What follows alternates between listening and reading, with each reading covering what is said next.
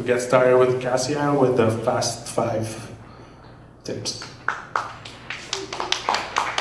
Hi everyone. So my name is Gassia and I am from Creative Niche. And for those of you who don't know, Creative Niche is a recruitment firm right around the corner from here that specializes in marketing, communications, design, and development.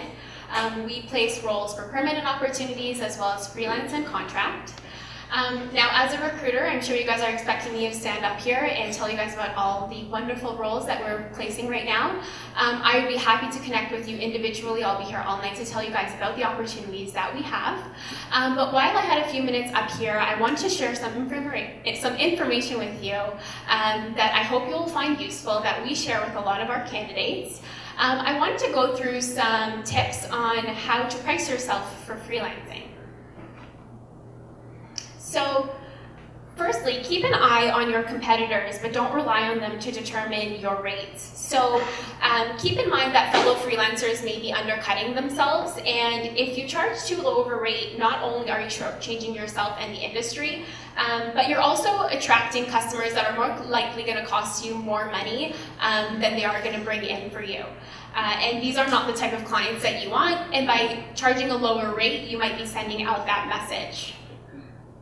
Review current job ads to understand the market. So look through local job ads posted online that you meet all the requirements for. Look for job ads that are in line with your level of education, your skill set, the location as well. And once you filter through these salaries, come up with an average. Once you have an average, we have a rule of thumb at Creative Niche.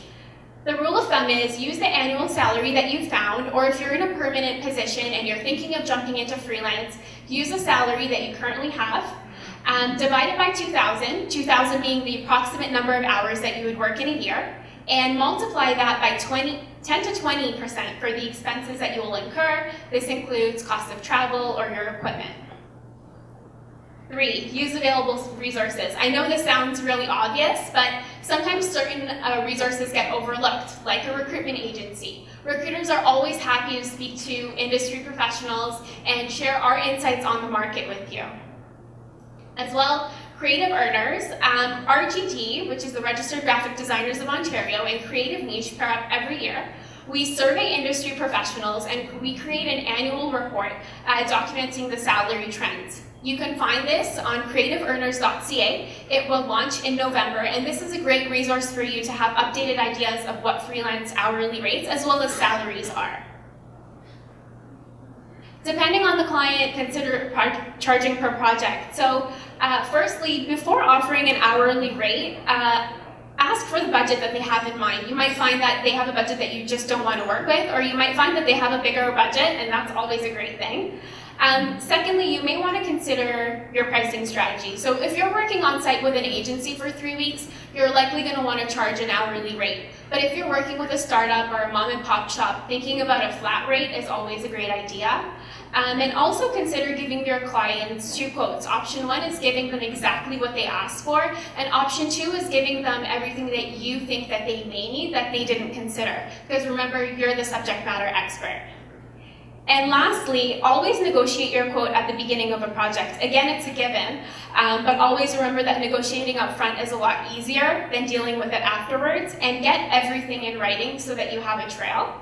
And make sure that you're able to deconstruct the quote based on your assessment of the project, based on the specific skills required and the deadline, and you're able to allot the hours and explain where you've allotted those hours to your clients. So I hope this information was useful for all of you who either freelance or are thinking of jumping on board freelancing. Thanks.